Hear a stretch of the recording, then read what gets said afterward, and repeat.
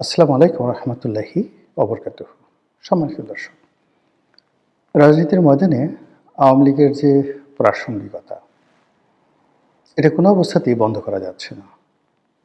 রাজনীতির যত আলোচনা, নির্বাচনের মাঠের যে খোঁজ খবর বা ময়দানে রাজনীতির যে আওয়াজ, প্রায় সবখানেই আওয়ামী লীগ। ইতিবাচক, নেতিবাচক, ভয়, ভীতি, পক্ষে বিপক্ষে যেভাবেই হোক না কেন, যে রাজনৈতিক দলই নির্বাচনে অংশগ্রহণ করছেন, তারা একটু সুযোগ পাওয়ার সঙ্গে সঙ্গেই আওয়ামী লীগের প্রসঙ্গ আনছেন।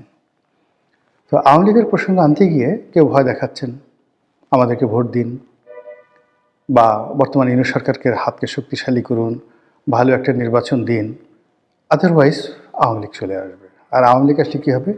ডলা, এমন ডলা দেবে একেবারে কিয়ামত পর্যন্ত সেই ডলা ভুলতে পারবেন না। এগুলো একটা গ্রুপ।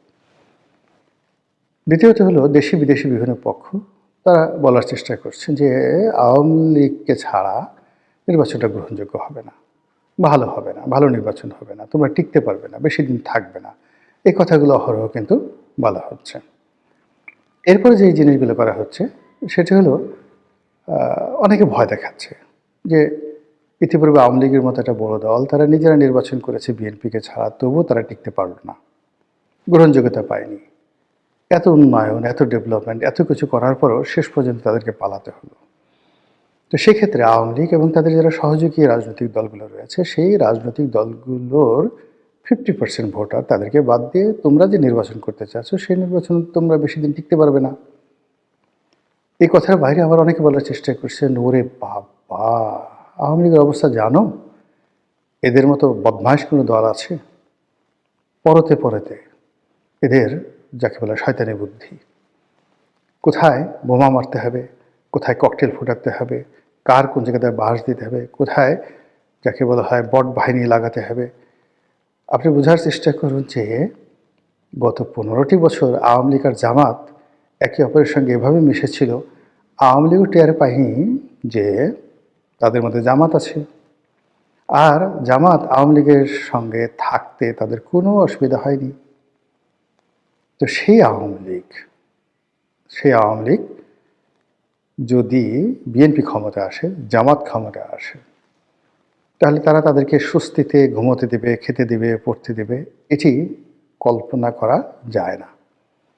যে কাজেই সবাই আওয়ামী লীগের সঙ্গে একটা সমঝোতা করা, অথবা আওয়ামী লীগকে নির্মূল করা, অথবা আওয়ামী লীগকে একেবারে পুরো রাজনীতির ময়দান থেকে উচ্ছেদ করা, এই বিষয়গুলো নিয়ে ব্যাপকভাবে গবেষণা করছে, হুমকি ধামকি দিচ্ছে, সতর্ক হচ্ছে এবং আওয়ামী বিরোধী একটা প্যাক্ট তৈরি করার চেষ্টা করছে। কিন্তু এখানে পথে ঘাটে মাঠে যে সমস্যাগুলো দেখা দিয়েছে সেটা হলো সিন্স 1954 আওয়ামী লীগ যে কোনো কারণেই হোক গরিব মানুষের মধ্যে তাদের যে আদর্শের, রাজনীতির আদর্শের যে বীজ, এটি বপন করতে পেরেছে। তাদের যে প্রতীক, এটি হলো নৌকা, গরিব মানুষের বাহন। এবং এখনও পর্যন্ত আবহমান বাংলায় নৌকার যে কার্যকারিতা, অপরিহার্যতা, এটি আপনি অন্য কোনো বাহনের সঙ্গে তুলনা করতে পারবেন না। টিল নাও এখনও পর্যন্ত নৌকা 1 নম্বর পরিবহন। 2 নম্বরে যেটি আছে সেটি হলো এই দলটি গরিব মানুষের দল। তারা ক্ষমতায় আসলে গরিব মানুষের জন্য সব কিছু করে। বিনামূল্যে তাদেরকে ঘর দেয়, টিউবওয়েল দেয়, 10 টাকা কেজিতে চাল দেয়, ইত্যাদি ইত্যাদি নানা রকম কথা। এখন তারা হয়তো কিছুই দেয়নি, কিছুই করেনি, কিন্তু ওই যে একটা রিক্সাওয়ালা, শেখ হাসিনার জন্য তার পেট পোড়ে, শেখ হাসিনা নাই, সে কাকে ভোট দেবে, এই ধরনের কথা দেখেন ভাইরাল হয়ে গেছে। লোকজন জিজ্ঞাসা করছে যে শেখ হাসিনা যদি আবার আসে তাকে ভোট দিবেন? তারা বলে হ্যাঁ, অবশ্যই দেব। তো এই যে বিশাল অভুক্ত শ্রেণী, বিশাল অভাগা শ্রেণী, প্রান্তিক জনগোষ্ঠী, যাদের সবাই নৌকা, শেখ হাসিনা, বঙ্গবন্ধু, এদের জন্য পাগল। এবং পাগলের সাথে আপনি কীভাবে রাজনীতি করবেন? মানে আপনি কাউকে যদি বুঝাতে পারেন, বুঝানোর মতো একটা জায়গা থাকে। অনেক লোক বলে যে আমি হলাম, আমাদের বরিশালের আঞ্চলিক ভাষা, হিদলা পড়া আওয়ামী লীগ। আমরা যখন করতাম, আমি যখন বিএনপিতেও গেছি, হাসতে হাসতে আগে আসলো যে এমপি সাহেব কাজটা করলেন কি, আপনি আওয়ামী লীগ ছেড়ে বিএনপিতে গেলেন, এই দেখেন আমাদের আওয়ামী লীগ করতে করতে শরীরে হিদলা পড়ে গেল, জীবনে কিছুই পাইলাম না, কিন্তু আওয়ামী লীগ তো ছাড়ি নাই, আপনি আওয়ামী লীগ ছেড়ে গেলেন কেন? আপনি এই কথা কি জবাব দেবেন বলেন? পরনের কাপড় ছেঁড়া, গায়ে গেঞ্জিটি পর্যন্ত নেই, কিন্তু মানে মুখ ভরা হাসি, দাঁত অনেকগুলো পড়ে গেছে, পান খেতে খেতে কালো হয়ে গেছে, আওয়ামী লীগ করে। এখন আপনি তাদের বিরুদ্ধে কিচ্ছু বলতে পারবেন না, বললেই সে আপনাকে আক্রমণ করে বসবে। এইরকম একটা যাকে বলা হয় ফ্যানাটিক, একটা দুটো নয়, লক্ষ লক্ষ। এখন ঢাকা শহরে কত লাখ লোক রিক্সা চালায় বলেন তো আপনি, বা সারা বাংলাদেশে রিক্সা আছে কত? এই রিক্সাওয়ালাদের মধ্যে 99% লোক আওয়ামী লীগ করে, কেউ জামাত করে না, কেউ বিএনপি করে না। ঠেলা গাড়ি চালায় কত মানুষ, বুয়া আছে কত, এই বাংলাদেশে কত বুয়া আছে, গ্রামের কৃষক আছে কত, মেহনতি মানুষ কুলি মজুর মোটে আছে কত, নাপিত আছে কত, ধোপা আছে কত, যে দেখেন 99% লোক তারা আওয়ামী লীগ করে, সব হিদলা পড়া আওয়ামী লীগ। এই যে একটা যাকে বলা হয় যারা আপনার সাথে সংঘাতে যাবে না, মারামারি করবে না, কোনো যাকে বলা হয় আবেগ দেখাবে না, কিন্তু ভোটটা দিয়ে দেবে নৌকাতে, আপনি এদের কোনো অবস্থাতেই আপনি এদেরকে পক্ষে আনতে পারবেন না। পক্ষে আনার জন্য আরেকটু, যাদের টাকা আছে, পয়সা আছে, গায়ে কাপড় আছে, জামা আছে, এই মানুষগুলোকে আপনি আওয়ামী লীগের যে সমস্ত লোক তাদেরকে আপনি বিএনপিতে আনতে পারবেন, স্বার্থের লোক দেখাতে পারবেন, কিন্তু ওই যে ওর দারিদ্রতা, এটাই ওর মহানুভবতা, ওর দারিদ্রতাটাই ওর রাজনীতির যাকে বলা হয় শিকড়, এবং সেই শিকড় নিয়েই সে আওয়ামী লীগ করছে। কেন করছে সে নিজেও যায় না। আবার তার মরার পর তার ছেলে অল্প বয়স, কিন্তু সে আওয়ামী লীগ করবে। তারা তো ওই আমাদের ফরিদপুরের যারা লোকজন আছে তারা আওয়ামী লীগকে বলে আমলীগ। আর পরবর্তীতে যেখানে আমি নির্বাচন করেছি বরিশাল, সেটা ওরা আবার আওয়ামী লীগ বলে না, ওরা আওয়ামী লীগই বলে আর কি। তো যেটা বলছিলাম যে এই যে তাদের যে একটা ফান্ডামেন্টাল গ্রুপ আছে, এটা তাদের একটা মূল পুঁজি, তাদের বিনিয়োগ, তাদের অ্যাসেট, এটার উপর নির্ভর করে তারা অনেক কিছু করে। এরপরে যেটা আছে সেটা তাদের একটা খুব ডেডিকেটেড কর্মী বাহিনী আছে। বাংলাদেশে এখন পর্যন্ত যে রাজনৈতিক দলগুলো রয়েছে তাদের সবার চাইতে সবচেয়ে ইফেক্টিভ, সাহসী তাদের একটা কর্মী বাহিনী আছে, এবং এরা খুবই খতরনাক। দলের জন্য তারা সব কিছু করতে পারে, বিভিন্ন রকম খতরনাক। আর এই খতরনাক কর্মীদেরকে দিয়ে তারা 1954-এ কী না করেছে, 1956-এ পুরো পূর্ব পাকিস্তান তছনছ করে ছেড়ে দিয়েছে, 1958-59-এ আইয়ুব খানের মার্শাল লকে চ্যালেঞ্জ করেছে, 62 সনে আইয়ুব খানের পুরো মসনদকে কাঁপিয়ে দিয়েছে, 66 সনে পুরো পাকিস্তানকে কাঁপিয়ে দিয়েছে, 69 একটা গণ অভ্যুত্থান করেছে, 70 একটা নির্বাচন করেছে, আর 71 একটা যুদ্ধ করেছে, মুক্তিযুদ্ধ।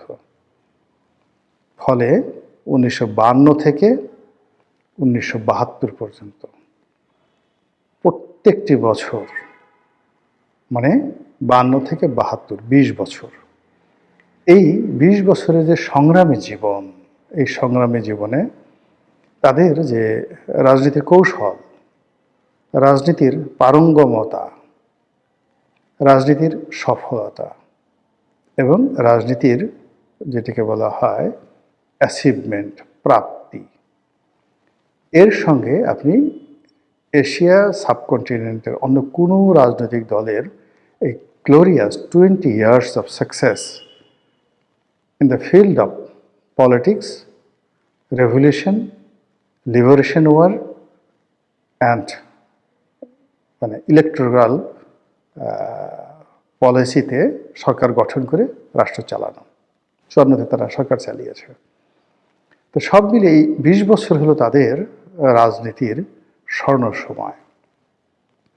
এই স্বর্ণ সময় তাদেরকে একটা লিগেসি দিয়েছে, এবং সেই লিগেসি ব্যবহার করে 21 বছর পর, ওই 20 বছরের লিগেসি ব্যবহার করে 75-এর 15ই আগস্ট থেকে শুরু করে একেবারে 1996 সন পর্যন্ত 21টি বছর ধরে তারা ক্রমাগত কচ্ছপের মতো তারা এগিয়েছে।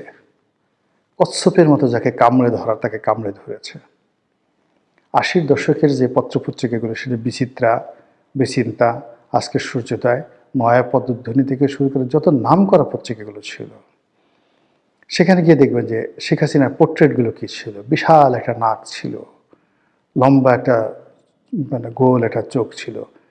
তাকে নানাভাবে চিত্রিত করার চেষ্টা করা হয়েছে, ভয়ঙ্কর, তারপরে শেষে দানবী, তারপরে শেষে ডাইনি, কি না করার চেষ্টা করেছে ওই সময়টাতে, এরশাদ জামানাতে।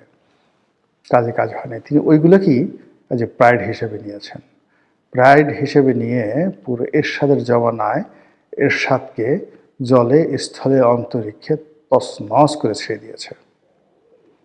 এরশাদের পরে আবার 91 থেকে 96 সে বেগম জিয়ার জমানা, তছনছ করে ছেড়ে দিয়েছে, ঘুম হারাম করে দিয়েছে। তখন তো বেগম জিয়া অনেক শক্তিশালী ছিলেন, সরকারও শক্তিশালী ছিল, দেশের বিধি ব্যবস্থা, আইন কানুন এখনের সাথে 100 গুণ পারফেক্ট ছিল, পুলিশের অনেক ক্ষমতা ছিল। তারপরও ওই সময়টাতে আপনি গিয়ে দেখেন আওয়ামী লীগের যে রাজপথের যে তাদের যে পারঙ্গমতা, ইফেক্টিভনেস, বদমাইশি, কূটনীতি, ভালো মন্দ সব মিলিয়ে, এক একটা নেতা মানে কি, এক একটা নেতা মানে এক একটা পরশ পাথর, এক একটা নেতা মানে বটবৃক্ষ, এক একটা নেতা মানে ইবলিস, সব মিলিয়ে আওয়ামী লীগ।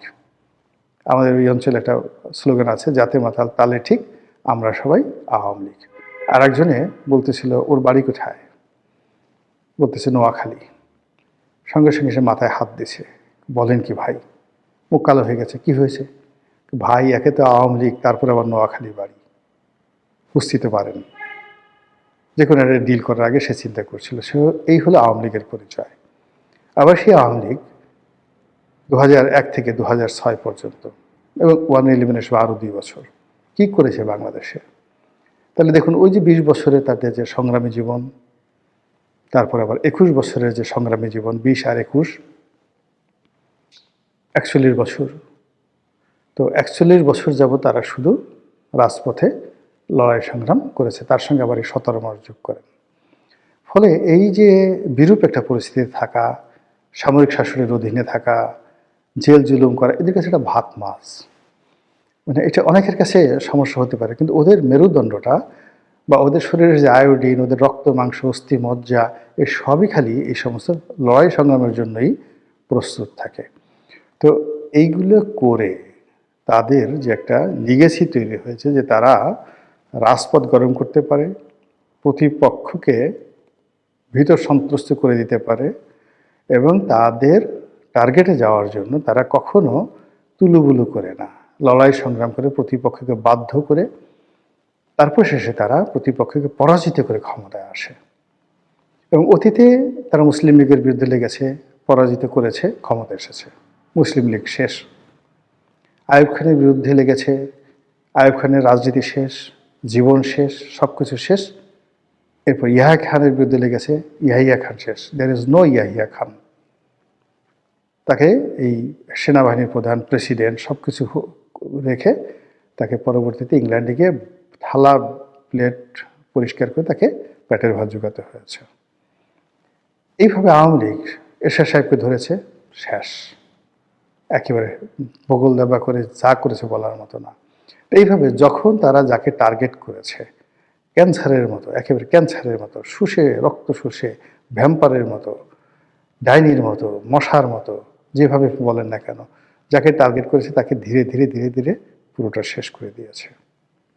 এই যে আওয়ামী লীগের লিগেসি, এই লিগেসি এখন এক্সট্রিম পর্যায়ে, এবং সবচেয়ে যাকে বলা হয় ইতিহাসের এমন একটা সময়, যখন আওয়ামী লীগের লোক সংখ্যা সবচেয়ে বেশি, আওয়ামী লীগের টাকা পয়সা সবচেয়ে বেশি, ইন্টারন্যাশনাল কানেকশন খুব বেশি, America, England, Bharat, Singapore, Malaysia, সংযুক্ত আরব আমিরাত, সৌদি আরব, এই রাষ্ট্রগুলোর সঙ্গে তাদের ব্যক্তিগত সম্পর্ক আছে, ওই রাষ্ট্রে তাদের লোকজন আছে, ওখানে তাদের লোকজনের ব্যবসা বাণিজ্য আছে, টাকা পয়সা আছে। এই সব কিছু নিয়ে আপনি যখন এরকম একটা শক্তিকে আপনার প্রতিপক্ষ হিসেবে রাখবেন, সে কি আপনাকে ঘুমাতে দেবে? এই কথাই বিদেশিরা বলার চেষ্টা করছে। কি করবেন এখন? আমাদের কাজ